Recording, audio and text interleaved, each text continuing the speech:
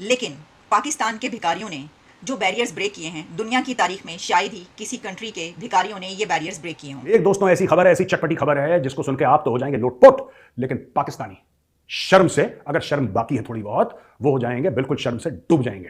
Secretary overseas Pakistanis ने senate की कायमा कमेटी के इजलास में इंकशाफ किया है कि सबसे ज्यादा पाकिस्तानी भिखारी बैरून मुल्क जा रहे हैं। बैरून मुल्क गिरफ्तार भिखारियों में भी 90% पाकिस्तानी होते हैं। 90% बैगर्स जो दूसरे मुल्कों में पकड़े जाते हैं वो पाकिस्तानी ओरिजिन के हैं।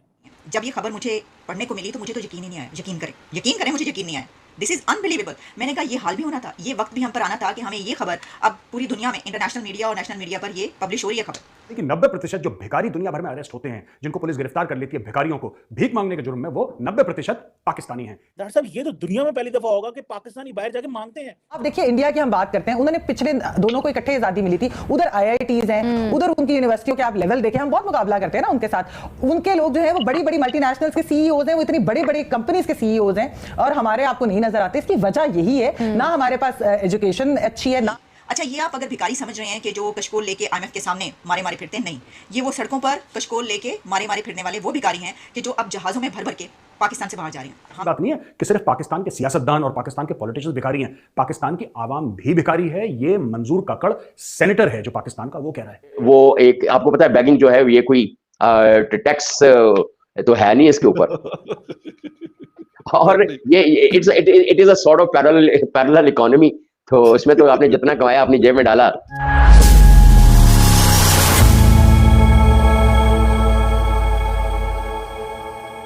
नमस्कार दोस्तों, पाकिस्तान इंटरनेशनल लेवल का भिखारी है, क्योंकि पाकिस्तान के मित्र राष्ट्र उससे इस बात को लेकर डरते हैं कि कहीं ये भीख ना मांगने लगे। लेकिन अब रिपोर्ट आ रही है कि पाकिस्तान दुनिया में भिखारियों का सबसे बड़ा एक्सपोर्टर भी बन गया है।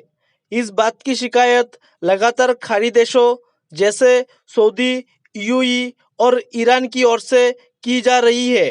प्रवासी पाकिस्तानी मंत्रालय के सचिव ने बुधवार को एक मीटिंग में इसे लेकर शर्मिंदगी जताई। जियो न्यूज़ की रिपोर्ट के मुताबिक उन्होंने कहा कि हमारे भिखारी सबसे ज्यादा विदेश जा रहे हैं। उन्होंने कहा कि दूसरे देशों में जितने भी भिखारी गिरफ्तार होते हैं उनमें से 90% पाकिस्तानी होते हैं। इसके अलावा उन्होंने कहा कि इराक और सऊदी के राजदूत खुलकर कह चुके हैं कि आप अपने भिखारियों को हमारे पास क्यों भेज रहे हैं। इसके कारण हमारे देश की जेलें भरी हुई है। पाकिस्तान से ये लोग वीजा लेकर पहुंचते हैं और फिर वहां भीख मांगने लगते हैं। रिपोर्ट में कहा गया है कि सऊदी में ग्रैंड मस्जिद से जितने भी जेब कतरे पकड़े जाते हैं उनमें ज्यादातर पाकिस्तानी होते हैं। ये लोग सऊदी उम्रा का वीजा लेकर पहुंचते हैं, मस्जिद के बाहर भीख मांगते हैं, क्योंकि यहाँ ज्यादातर लोग रुपये की जगह रियाल में भीख देंगे। जब सचिव से पूछा गया कि पाकिस्तान के लोग विदेशों में भारत या बांग्लादेश से ज्यादा है, तो इस पर उन्होंने कहा कि पाकिस्तान के लोगों के पास टैलेंट की कमी है। इसके साथ ही विदेशी लोग पाकिस्तानियों पर भरोसा नहीं करते हैं। अब पाकिस्तान को इंटरनेशनल भिखारी का दर्जा दिया जाने से पाकिस्तानी मीडिया जोर जोर से रोने लगा है। चलिए दोस्तों, इसी पर आगे पाकिस्तानी मीडिया के रिएक्शन देखते हैं। लेकिन पाकिस्तान के भिखारियों ने जो बैरियर्स ब्रेक किए हैं, दुनिया की तारीख में शायद ही किसी कंट्री के भिखारियों ने ये बैरियर्स ब्रेक किए हों।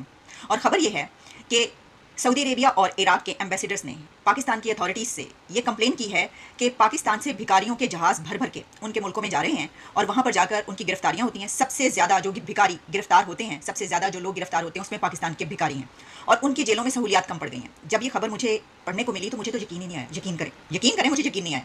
This is unbelievable. मैंने कहा ये हाल भी होना था, ये वक्त भी हम पर आना था कि हमें ये खबर अब पूरी दुनिया में, इंटरनेशनल मीडिया और नेशनल मीडिया पर ये पब्लिश हो रही है खबर और टेलीकास्ट की जा रही है, नशर हो रही है। ये हमें सुनने को मिलना था।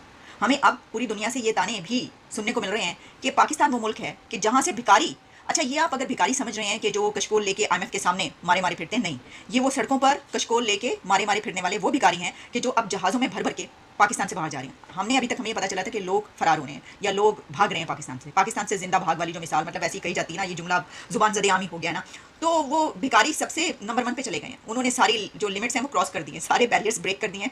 और ये इशू उठाया गया है सेनेट की स्टैंडिंग कमेटी में, जिसमें ये बहस की गई है कि ओवरसीज़ पाकिस्तानीज़ में अब जहाज़ों के जहाज़ भर के भिखारियों के यहाँ से जा रहे हैं, भिखारी पाकिस्तान से भाग रहे हैं। यानी आप अंदाज़ा करें कि किसी मुल्क की ये हालत हो जाए कि वहाँ के भिखारी भी भागें, भाई निकलो यहाँ से भागो, भिखारी पाकिस्तान से जिंदा भाग। ये सिचुएशन है इस मुल्क की इस वक्त।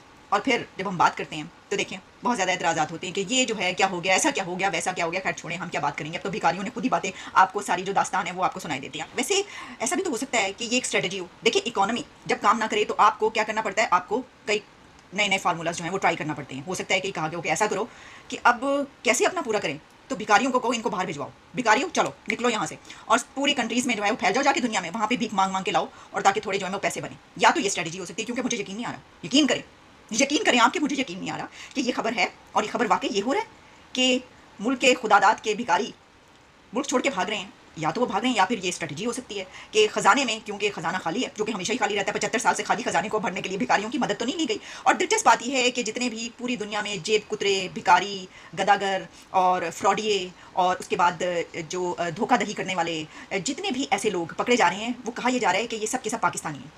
और जो हम बात करते हैं कि हुनरमंद अफराद, अभी हम बात कर रहे थे ना, ये खुशियाँ मनाई जा रही थी, ओहो कनाडा और इंडिया की लड़ाई होगी, अब तो वहाँ पर पाकिस्तानी जो है वो जहाज़ भर भर के जाएंगे काम करने के लिए। सर वो जहाज़ भर भर के जो जा रहे हैं वो भिखारियों के जा रहे हैं। जैसा कि बताया गया, नौशीन यूसुफ की जो रिपोर्ट आपने देखी जियो न्यूज़ पर, उसमें क्या बताया उन्होंने कि वहाँ पर जितने हुनरमंद अफराद हैं वो इंडियंस हैं, वो बांग्लादेशी हैं, वो दूसरे कंट्रीज़ के हैं, जबकि पाकिस्तान जो है उनके पास कोई स्किल्स ही नहीं होती। तो क्या आप समझते हैं कि भिखारीपन कोई स्किल नहीं है? यानी आपके ख्याल में कशकोल पकड़ के मांगना, इज्जत नफ्स को बाहर रख के आप कहेंगे जनाब की करिए चाहिए, कोई फायदा नहीं होता, देना पैना तो पैसे दो सानू, तो ये कोई हुनर नहीं है आपके ख्याल में? भिखारी बनना, भिखारीपन और जहाज़ भर भर के दूसरे कंट्रीज़ में जाना, फ्लाइट्स पकड़ पकड़ के वो दूसरे कंट्रीज़ में जाके भिखारी बन रहे हैं, तो ये कोई हुनर नहीं है? ऐसी स्किल्स पूरी दुनिया में किसी के पास होंगी? आप मुझे बताइए, मैं नहीं समझती कि ऐसी स्किल किसी के पास होगी। तो आपकी जब बुनियादों में ही खैरात है तो कौन क्या करेगी? आप मुझे ये बताएं, हमारे पिछले प्राइम मिनिस्टर ने कहा था बेगर्स नॉट चूजर्स, फिर उन्होंने कहा था कि मैं जब फोन करता हूं तो दूसरे मुल्कों के सदूर हमारा फोन नहीं उठाते क्योंकि उन्हें पता ही पैसे मांगेगा। तो ये एक जब देखे ना, ट्रिकल डाउन चीजें होती हैं, ऊपर से ऊपर वाले भी मांग रहे हैं, नीचे वाले भी मांग रहे हैं, ये कोई नई बात नहीं है। ये मेरे लिए तो ये कोई इतनी अजीब बात नहीं थी, क्योंकि मैं तो खुद बाहर बैठा हूं, मैं देखता हूं हमारे हालात क्या है, मोरालिटी क्या है हमारी। दूसरा, उसी आर्टिकल में जो जिसकी आप जिक्र कर रहे हैं, डान के अंदर जो आर्टिकल आया है, उसी आर्टिकल में यह भी लिखा गया है कि इस वक्त बांग्लादेश और भारत जो है वो आपसे आगे निकल चुका है स्किल्ड लेबर में। भारत तो खैर बहुत ज्यादा आगे है, क्योंकि वहां पे तो इंडियन इंस्टीट्यूट के लोग आके पढ़ के पूरी दुनिया पे जो है उनका असर रसूख है, उनका तो डायस्पोरा जो है उसकी स्ट्रांग होने की रीजन ही उनकी तालीम है। लेकिन ये कि आपके तो तालीम के भी हालात खराब हैं, क्योंकि आपने इंग्लिश पढ़ना छोड़ दी थी। जब सर सैयद अहमद खान होते तो आप आज भी अकल से अंधे होते, तो आंखों से भी अंधे होते। कुछ थोड़ी बहुत इंग्लिश उन्होंने सिखाई थी, लेकिन आपने वो भी बंद कर दी। आपका बस चले तो आपको सिर्फ एक चीज का शौक है, 1947 से लेकर आज तक या उससे पहले भी, हाँ जिहाद है, क्योंकि वो एक दफा जिहाद के पैसे लिए हैं आपने अफगानिस्तान के खिलाफ, और अभी तक आपको गश पड़ रहे हैं डॉलरों के, क्योंकि डॉलर बहुत आए उस दौर में। लेकिन अब आपको पता नहीं आप पॉलिसी आप चेंज क्यों नहीं करते? अब वो डॉलर नहीं आएंगे। दुनिया टेररिज्म से जियो इकोनॉमिक्स पे जा चुकी है। कोविड के बाद आपको समझ ही नहीं आ रही कि दुनिया का सप्लाई चेन ही रिस्टोर नहीं हो रहा है। दुनिया के इस वक्त मसाइल जंग नहीं है, आप दहशतगर्दी के सिवाय और दूसरी प्रोडक्ट्स कोई एक्सपोर्ट ही नहीं करना चाहते। अब लोग नहीं खरीद रहे टेररिज्म, क्या करें? लेकिन आप जिहाद। मैंने सोचा था ये क्या वजह है हर 10 साल के बाद आपको जिहाद का टीका क्यों लगाया जाता है? क्योंकि इंडस्ट्री आपकी टेररिज्म है, आप उससे आगे चल ही नहीं रहे। और वो जो कंटेनरों में डॉलर आते थे, वारलॉर्ड्स को आप देते थे, कुछ वारलॉर्ड्स को आप देते थे, कुछ आप लंदन ले जाते थे। अब वो खश पड़ रहे हैं आपको कि यार मार वो इतने मिलियन, यार फलान इतने मिलियन बना लिया, फलान इतने मिलियन बना लिया, अब हम क्या करें?